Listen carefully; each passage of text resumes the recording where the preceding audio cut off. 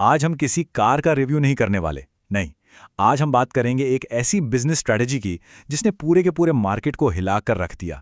जी हाँ, ये कहानी है टाटा पंच की। तो इसे बस एक और कार लॉन्च मत समझिए। ये एक कह सकते हैं एक रणनीतिक शाह और मात का खेल है। हम यहाँ से फीचर्स की बात नहीं करेंगे, हम समझेंगे कि टाटा पंच के पीछे की वो बिजनेस स्ट्रैटेजी क्या थी जिसने सब कुछ बदल दिया। चलिए कैलेंडर में एक तारीख पर निशान लगा लेते हैं, 13 जनवरी। ये वो दिन था जब एक फेसलिफ्ट ने, जी हाँ सिर्फ एक फेसलिफ्ट ने पूरे के पूरे बाजार को रीसेट कर दिया। और कैसे, वही तो हम आज जानने वाले हैं। और यही आज की हमारी कहानी का सार है। टाटा ने सिर्फ एक गाड़ी को अपडेट नहीं किया था, उन्होंने तो भारत में एक बजट एसयूवी की परिभाषा ही बदल कर रख दी। मतलब जो लोग सोचते थे कि एक सस्ती एसयूवी क्या हो सकती है, टाटा ने उस सोच को ही बदल दिया। अच्छा, तो इस पूरी कहानी को ठीक से समझने के लिए हमें थोड़ा सा पीछे जाना होगा। देखते हैं कि आखिर पंच एक मार्केट किंग बनी कैसे कैसे इसने अपना एक अलग सेगमेंट बनाया और फिर उसी पर कब्जा कर लिया। तो देखिए, पंच का सफर शुरू हुआ 2021 में। जब ये लॉन्च हुई तो इसने माइक्रो एसयूवी नाम का एक नया सेगमेंट ही बना डाला। 2024 आते आते ये कुछ महीनों के लिए भारत की सबसे ज्यादा बिकने वाली कार बन गई। लेकिन 2025 तक इसके सामने 6 नए कॉम्पिटिटर्स आ खड़े हुए थे। और यहाँ पे एक बात समझना बहुत जरूरी है, पंच की कामयाबी कोई छोटी मोटी नहीं थी। इसने सिर्फ अपने सेगमेंट को ही नहीं जीता, इसने तो सालों से मार्केट पर राज कर रही हैचबैक गाड़ियों को भी पीछे छोड़ दिया था। ये सिर्फ एक हिट कार नहीं थी, ये मार्केट के रूल बुक को फिर से लिखने जैसा था। लेकिन देखिए, जब आप टॉप पर होते हैं तो मुश्किलें भी आती हैं। कस्टमर्स की कुछ शिकायतें सामने आने लगी थी, जैसे कि हाईवे पर इंजन थोड़ा अंडरपावर्ड लगता था। जो लोअर वेरिएंट थे उनमें सेफ्टी फीचर्स कम थे, सिर्फ 2 एयरबैग। सीएनजी तो थी पर सिर्फ मैनुअल गियरबॉक्स के साथ, और इंटीरियर की टेक्नोलॉजी भी थोड़ी पुरानी लगने लगी थी। और इसी का फायदा उठाने के लिए कंपटीशन तैयार बैठा था। तो अब आते हैं कहानी के सबसे दिलचस्प मोड़ पर। टाटा ने इन कमियों को कैसे अपने सबसे बड़े हथियार में बदल दिया। उन्होंने 4 ऐसे स्ट्रेटेजिक अपग्रेड्स किए जिसने गेम को पूरी तरह से पलट दिया। सबसे पहला और शायद सबसे बड़ा अपग्रेड, पावर। लोगों ने कहा हाईवे पर दम नहीं है, लीजिए, टाटा ने एक नया 1.2 लीटर का टर्बो पेट्रोल इंजन दे दिया जो निकालता है पूरे 120 हॉर्स पावर। अब जरा इस नंबर को समझिए। इसके जो सबसे करीबी कॉम्पिटिटर्स हैं जैसे एक्स्टर, फ्रॉन्क्स या मैग्नाइट, वो सब 100 हॉर्स पावर के आसपास ही रह जाते हैं।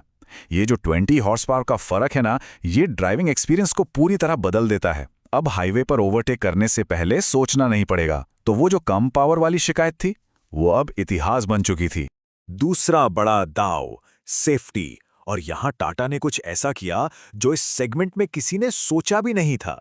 6 एयरबैग्स, और वो भी सिर्फ टॉप मॉडल में नहीं, बेस मॉडल से लेके टॉप मॉडल तक हर एक पंच में स्टैंडर्ड।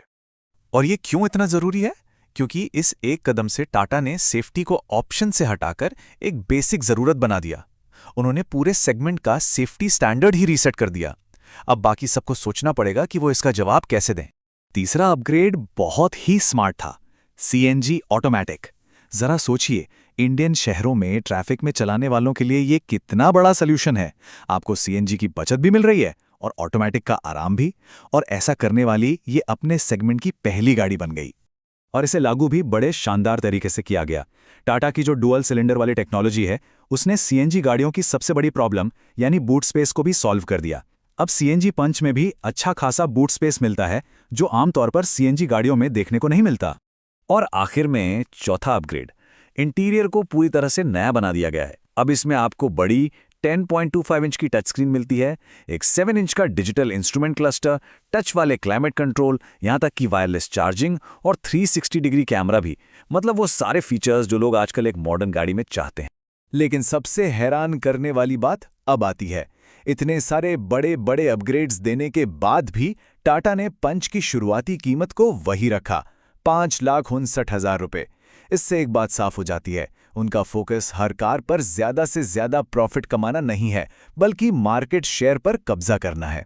तो सवाल ये उठता है कि आखिर टाटा ने ये किया कैसे? इतने सारे अपग्रेड्स और कीमत भी इतनी कम, ये मुमकिन कैसे हुआ? इसका जवाब टाटा के स्ट्रैटेजिक ट्रायंगल में छिपा है। देखिए, 3 बातें हैं। पहला, स्केल। जब आप बहुत सारी गाड़ियां बनाते हैं तो हर गाड़ी को बनाने का खर्च कम हो जाता है। दूसरा, प्लेटफॉर्म शेयरिंग। पंच के बहुत सारे पार्ट्स एल्ट्रॉज और टियागो जैसी गाड़ियों वाले ही हैं, जिससे R&D का खर्चा बचता है। और तीसरा और सबसे जरूरी, मार्जिन डिसिप्लिन। उनका लक्ष्य हर कार पर मोटा मुनाफा कमाना नहीं, बल्कि ज्यादा से ज्यादा मार्केट पर कब्जा करना है। तो चलिए अब देखते हैं कि इस सब का नतीजा क्या निकला। कंपटीशन के लिए अब नई हकीकत क्या है, क्योंकि एक नया बेंचमार्क तो सेट हो चुका है। ये टेबल असल में पूरी कहानी एक नज़र में बता देती है। जब हम नई पंच को इसके कॉम्पिटिटर्स के सामने रखते हैं तो साफ दिखता है कि पंच अब हर जरूरी मामले में सबसे आगे है। चाहे 5 स्टार सेफ्टी हो, 6 एयरबैग स्टैंडर्ड हो, ज्यादा पावर वाला टर्बो इंजन हो या फिर CNG ऑटोमेटिक का ऑप्शन हो, पंच ने हर बॉक्स को टिक कर दिया है। तो आखिर में ये एक बड़ा सवाल हमारे सामने है। पंच ने खेल का लेवल बहुत ऊपर कर दिया है, एक नया स्टैंडर्ड सेट हो गया है। अब सवाल ये है कि मार्केट में बाकी खिलाड़ी इसका जवाब कैसे देंगे और कौन है जो इस नई रेस में टिक पाएगा।